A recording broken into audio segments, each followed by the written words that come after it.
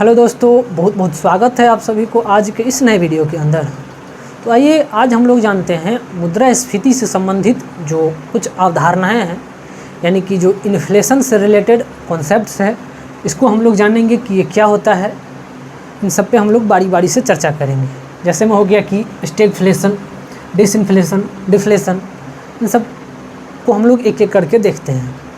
तो आइए देखते हैं। सबसे पहला नंबर स्टैगफ्लेशन, जिनको हम लोग मंदी के नाम से भी जानते हैं। क्या? तो इनको मंदी के नाम से भी जानते हैं। ये होता क्या है स्टैगफ्लेशन? स्टैगफ्लेशन यह इकोनॉमी की यह एक ऐसी अवस्था है जिसमें जो आर्थिक समृद्धि है, यानी कि जो इकोनॉमिक ग्रोथ है, वो बिल्कुल रुक जाती है। यानी कि किसी वस्तु का जो उत्पादन है, उसके उत्पादन में कमी देखने को मिलती है, लेकिन उसके प्राइस में हमेशा बढ़ोतरी ही होती रहती है। तो जब ऐसी स्थिति आती है तो हम लोग क्या बोलेंगे? स्टैगफ्लेशन की अवस्था, उसको स्टैगफ्लेशन बोलेंगे। समझ गए? सामान्यतः हम लोग जानते हैं कि जब किसी वस्तु का उत्पादन कम होता है तो उसके प्राइस में भी कमी देखने को मिलती है, लेकिन जब स्टैगफ्लेशन की अवस्था आती है तो स्टैगफ्लेशन की अवस्था में किसी वस्तु का उत्पादन कम होती है तो उसके प्राइस में कमी होने के बजाय उसके प्राइस में बढ़ोतरी ही होती है। समझ गए? उसके बाद बेरोज़गारी।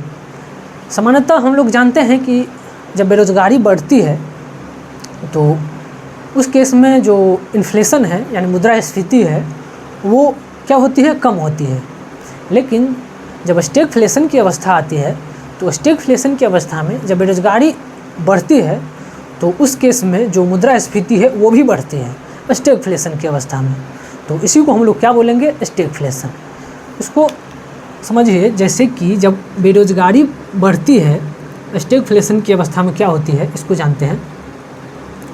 यानी कि जब अनएम्प्लॉयमेंट बढ़ती है तो इस केस में जो इन्फ्लेशन है, इन्फ्लेशन वो कम होने के बजाय वो भी जो है बढ़ने लगती है।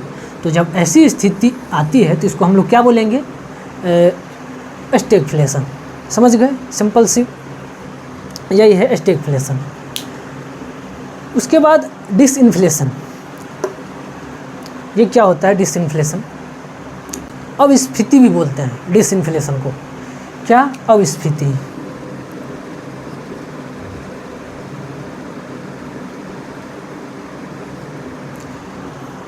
अस्फीति क्या होता है?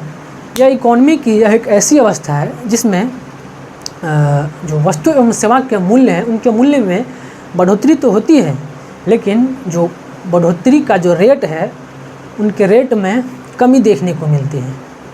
इसका क्या मतलब हुआ? आइए एग्जाम्पल से देखते हैं। जैसे किसी वस्तु का प्राइस 100 रुपया है, अब 100 रुपये से 110 रुपया हो गया। 110 रुपया हो गया तो कितना परसेंट की वृद्धि हुई इसमें? तो 10% का। उसके बाद 110 से फिर 118 हो गया, मान लेते 118 हो गया, तो कितना वृद्धि हुआ? कितने परसेंट का? तो लगभग 7.2% की वृद्धि हुई। तो आप लोग देख सकते हैं कि शुरू में इसकी जो मूल्य है, इसके मूल्य में वृद्धि तो हुई है, 100 से 110 हो गई और 10% की वृद्धि हुई। उसके बाद 110 से 118 हुई तो इसके मूल्य में वृद्धि तो हुई, 10 से 118 हो गई। तो लेकिन जो रेट है, रेट कितना बढ़ा? यहाँ 10% बढ़ा था और यहाँ पे कितना परसेंट? तो 7.2% है। तो इसके मूल्य में, यही है कहने का मतलब कि इसके मूल्य में वृद्धि तो होती है, लेकिन जो रेट है उसके रेट में कमी देखने को मिलती है। यहाँ 10% बढ़ा, यहाँ 7.2% ही बढ़ा, लेकिन मूल्य में वृद्धि हो रही है। यहाँ 10 रुपये बढ़ा, 110 हो गया, यहाँ 100 से 110, 118। समझ गए? यही है अस्फीति, यानी कि डिसइन्फ्लेशन।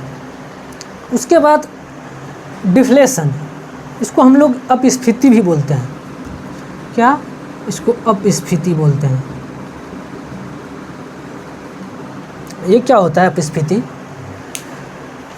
अपस्फीति का मतलब हुआ कि यह इकोनॉमी की यह एक ऐसी अवस्था है जिसमें वस्तु एवं सेवा का जो मूल्य है, उसके मूल्य में निरंतर कमी ही देखने को मिलती है।